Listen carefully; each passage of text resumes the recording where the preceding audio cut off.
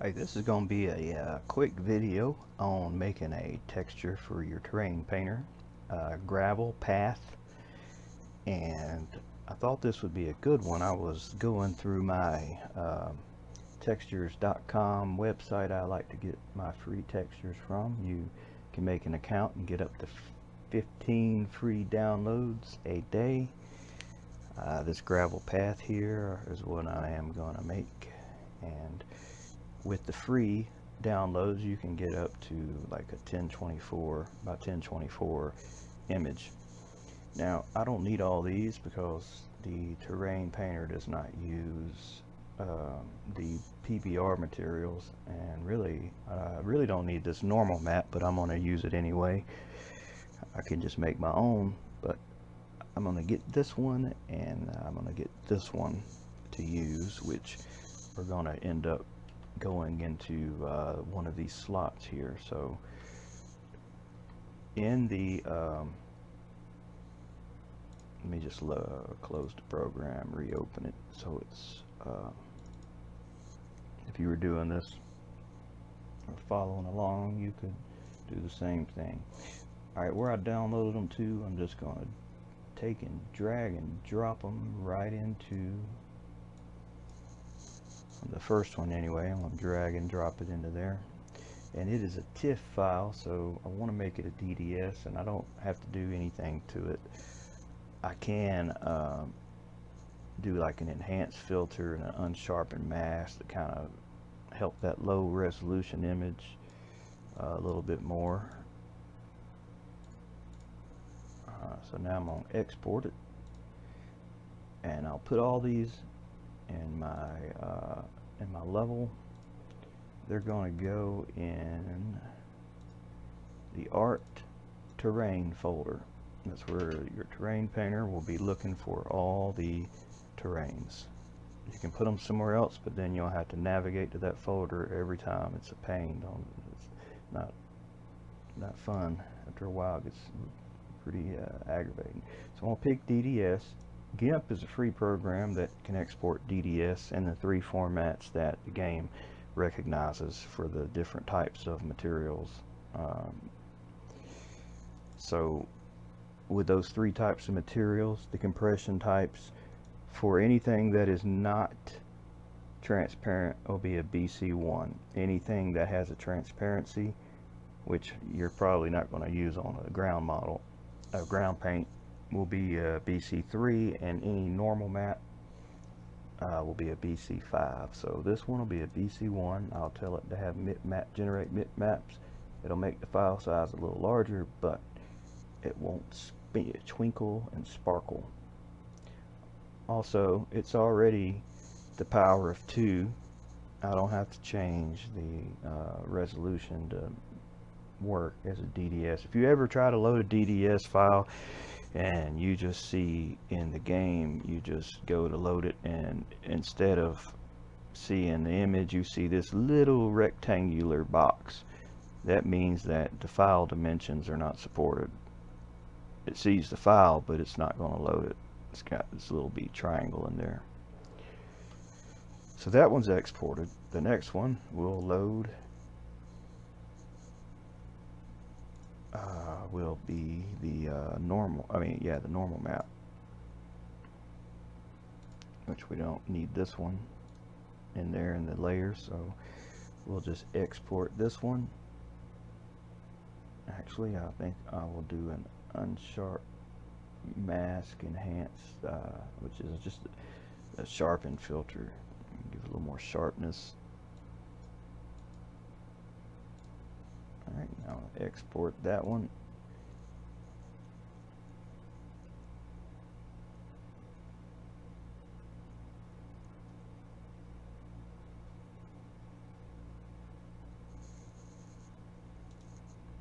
Now I'll put a little underscore in at the end of it to know that's a normal map. And I will give it the right compression, BC5, generate bitmaps, export. And now you can just go back in the history here to get back to this first one. Now for the detail map, which the first one's going to be the macro. This is the one that will be tiled, and to make it an overlay map, I'm going to just go to filters, enhance, and give it a high pass filter, which kind of grays and dulls it out to some extent. I'm just going to leave it like everything like it is. This is what you see when you're really far away, or you also see it up close, but I'll get into that. I'm going to export it as, and then instead of an N, I'm going to put an O, so it tells me that is a overlay.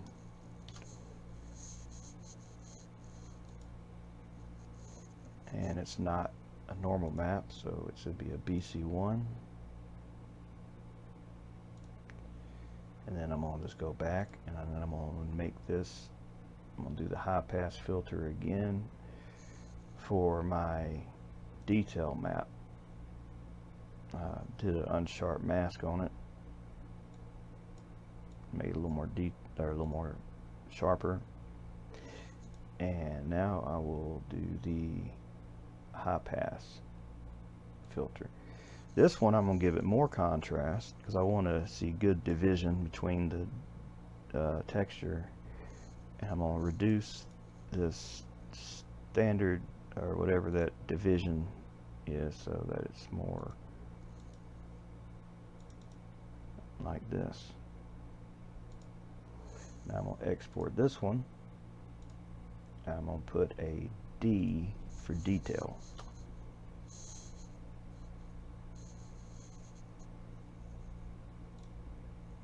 And no transparencies. It's not a normal map, so it's a BC1. Got my MIP maps on there, and there it goes.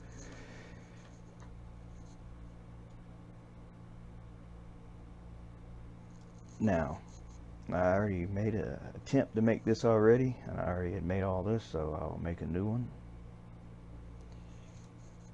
And I'll go to, well, in my terrain tools, terrain painter, terrain material library, I will say new material. I'll call this gravel path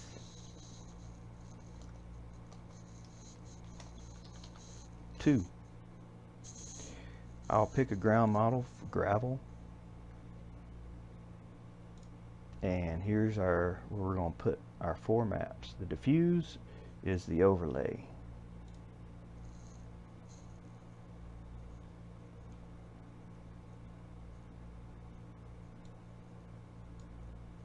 Put the O there. The macro is the one that's just a regular image. The detail map is the one that I put a D. That's the one that I added the extra contrast to.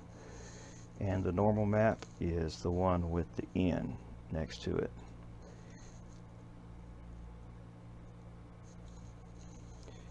And just to show you painting it right away, it looks pretty good. There's nothing I have to really do. Everything kind of works out the way the settings are. But if you, and this is a habit I'm trying to get into, is to try to work near my vehicle, because it's hard to see sometimes until you get your car on it, the scale of things. So putting it next to the car, it's quite large for the detail. It looks, well, that's also partly because it's a free 1024 by 1024 texture. If you spring and pay money for more credits, you can download the higher resolution ones. So first thing we can do is change, in the macro we can change the size to 10, and we can put our detail map at the same thing to be about the same there. Oh, you know what? I got the wrong one selected. This is the first one I made. I'm not on the right one. Save changes to file once you get everything slotted in there. And then in your terrain painter, add the new material.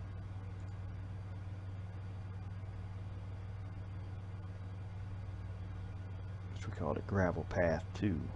There it is.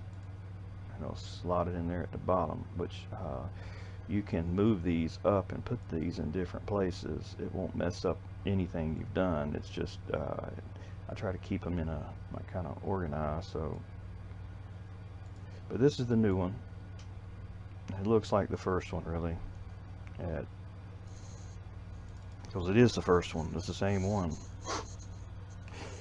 So this is where you can change your size and save changes and see it making the changes. That's probably more along the lines of what you would want. Now to get an understanding of what diffuse does, diffuse is what you see mostly when you go beyond 500 distance. So like zooming out beyond 500, it'll show you the diffuse color. Let me paint a bigger swath of it on the ground so you can see better. Now let's get beyond 500, and now you just see this. This is the diffuse. So this is where you can extend this to farther and save the changes, and it'll draw that macro even farther, which my stuff, if you get far enough away, it'll all start looking gray pretty much. But there's no one's going to be up there, so it doesn't matter really. Another thing your diffuse does is it is the general random variations you see in there. Like you see all these little like squares. If you look at the image of the overlay, let me pull it up.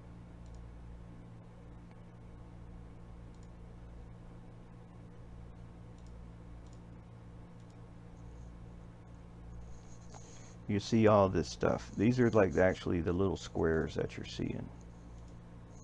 You're actually seeing this here. This is what you're seeing in here. You change this diffuse size,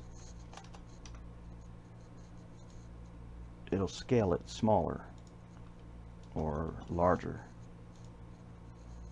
You can kind of see what it's doing there. Which at this point you can't really see much of anything, but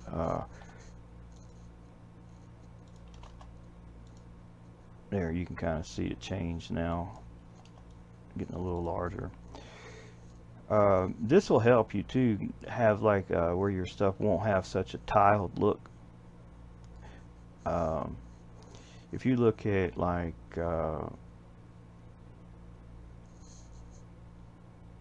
this grass here, you see this green pattern that's kind of in this light green, you see this dark green, that's part of the overlay for that particular material.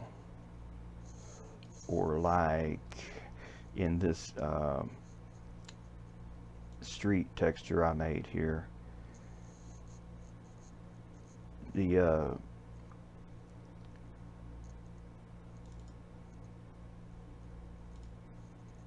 diffuse map, well, you can see it. You can see that pattern there. I changed that size. It's going to change.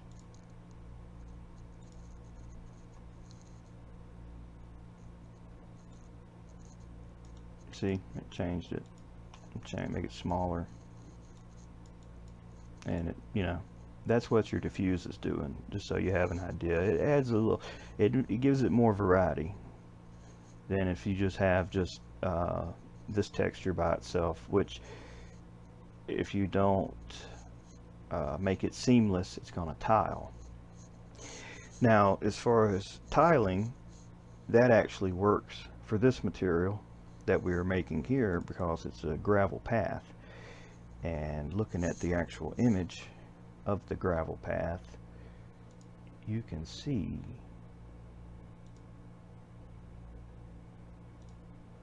it's got darkness on both sides, which if you use it the way I was thinking about using it, it would be just for a path.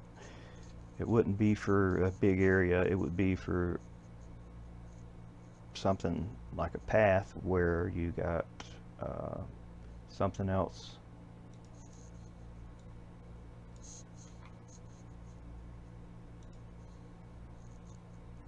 You know, on the side of it where it's going through the middle.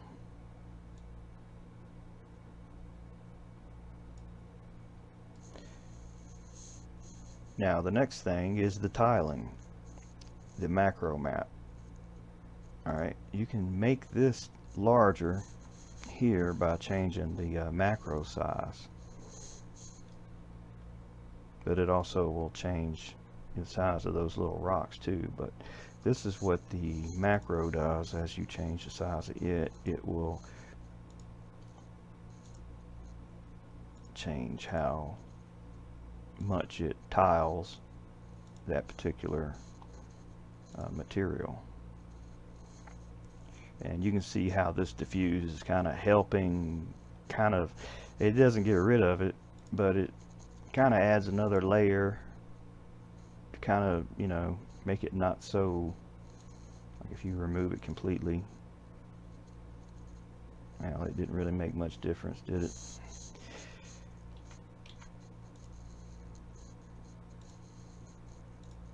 And think of all these as working together. They all are kind of meshing together when they're together all at the same time. And the amount of strength you're giving it depends on how much it's got priority over the darkness or lightness of the others. And likewise, you can have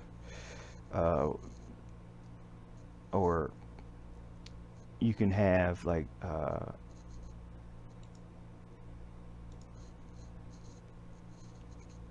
diffuse map too dark and a macro too dark, you're going to end up with something way too dark. Or if you have a diffuse that's too light, it's going to make it where your macro is way too light. Like this, for example, it's going to shoot up the value, and you can't really get well, you can get it darker, but it kind of starts getting too high contrast where it's got too much saturation in it. And just like if you got something in there too dark, like this, no, that ain't really too dark. It's dark, but and you can only go back so far where you know, at some point you're too dark because you got this diffuse is too dark. But you wouldn't use this as diffuse, but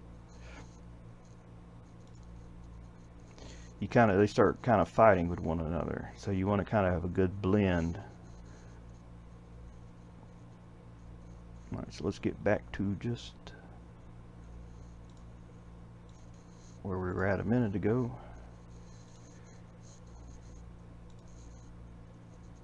I think it was like 0.7 maybe. Now what I like to do is have multiple things of the same thing, but one slightly lighter or slightly darker than the other to do some like different kinds of blending. I may even probably would make a third one that's lighter than that or darker than this to kind of have some variety. Just like when you paint, you got different brightnesses of different shades. Or think of a pencil drawing where you're taking your finger and you're smearing the darker lead to kind of make a gradient or something. That's more or less like what I'm thinking as far as this. The detail is the next thing, and this is what gives it more like depth, or maybe you could think of it as an ambient occlusion or something.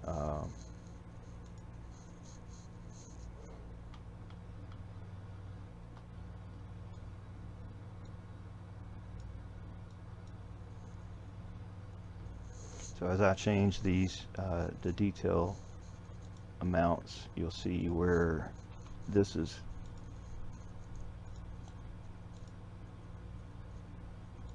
this gravel is probably not the best one to show you the differences that this is making.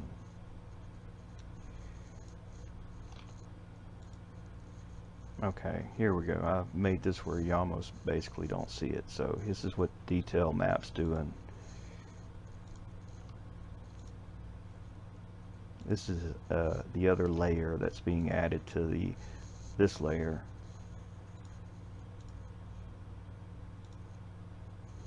And when you got them all combined, it gives it more depth. Which would be better, a lot better, if we were working with like a 4K texture, obviously. But, you know, this was free. It works. And you can't complain with free, right? Well, you can, but nobody would listen to you. So that's that. That's pretty much this texture. It doesn't look good far away, really.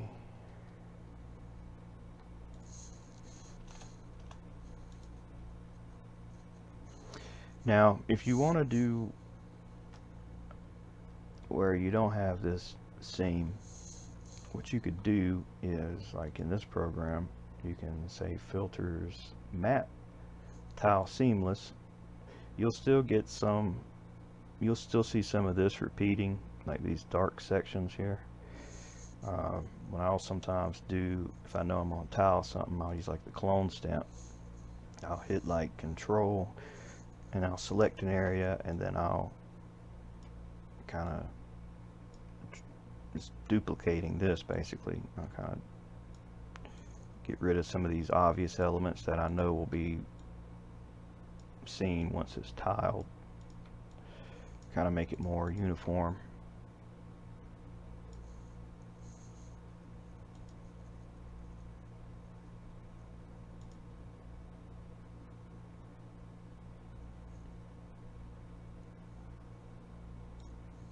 And I'll re-export it. Actually, I'll call it, let's put a 2. This is pretty good about remembering your last settings. You don't have to keep going in there and checking that. So we'll load the second one that I just made, and you'll see the difference. Where now you're just seeing this diffuse variation mostly.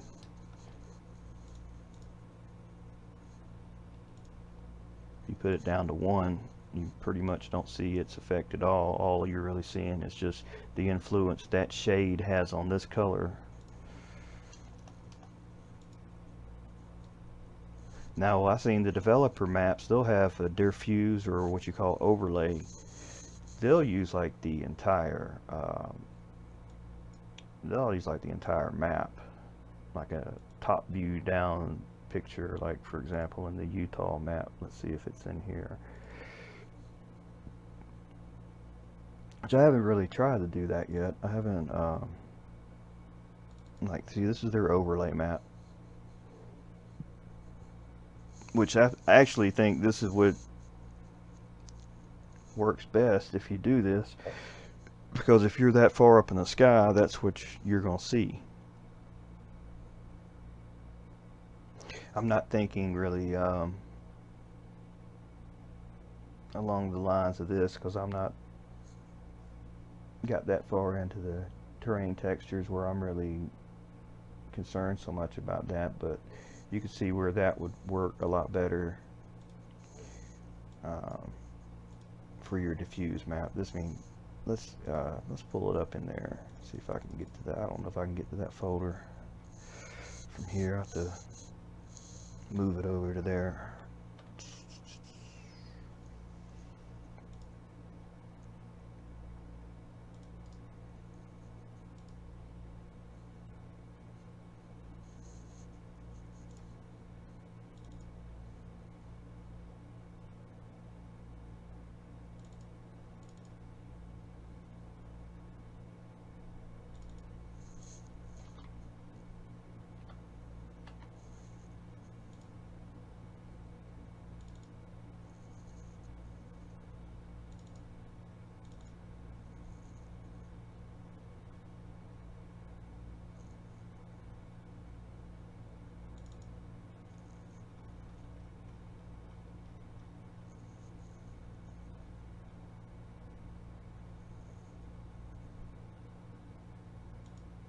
Oh, that one's in there. It's not the same one, but that'll work. Now up close it looks like crap, but you get far away, you can see where that diffuse map is.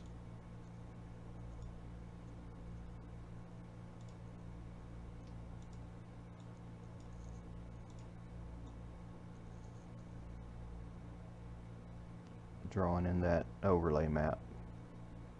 But you could get far away from this and it'll do right.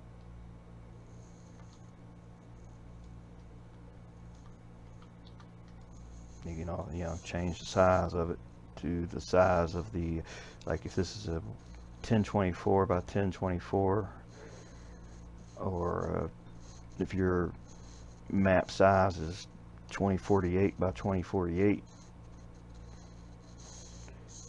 then it'll fit into the total map. You'll know, you see it start repeating, it ain't tiled large enough.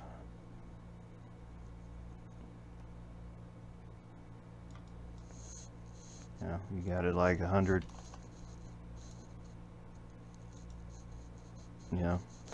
You'll know to change it if you're going to use the overlay in that way. To change it to what matches your map size.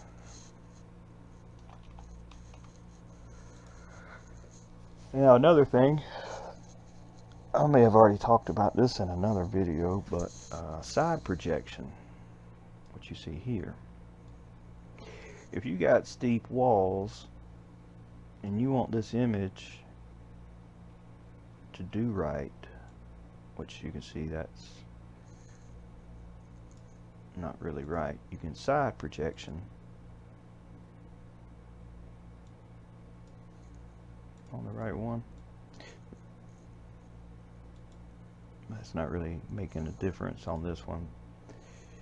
Let me show you one that I got that does make a difference. So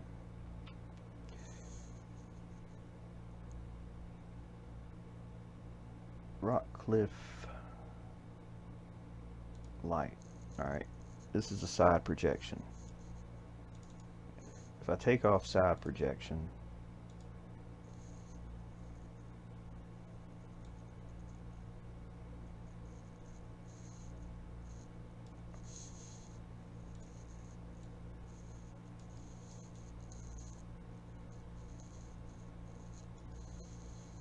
alright, that's not steep enough. Here we go. This is what I was talking about. If I take off side projection on like a 90-degree angle, it looks like this. You turn on side projection and it will do on the side, but it won't do right on the ground. So what I do, I have two. I have one for the floor and one for the wall.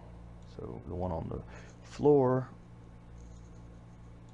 is not side projected, and the one on the wall is. If I put the floor one on the wall, it'll look like this. So to make them both work together, I have two. One for the floor, one for the wall. Where's the wall? This one. And so that's how I did that. I did the same thing with the gravel. I got a dark gravel for the ground, one for the wall, dark side. It's like that. I'll show the rocks on the side, but looks like crap on the ground. I got the one that's for the ground, and I see on the wall. I put the floor on the wall, or on like a steep wall, it stretches the texture. But if I pick the one for the side, which is side projection, it'll do it correctly. And I think that'll be that for that. Maybe you learned something. Maybe you already knew this stuff. Hopefully you didn't yawn too many times. and I will see you on the next one.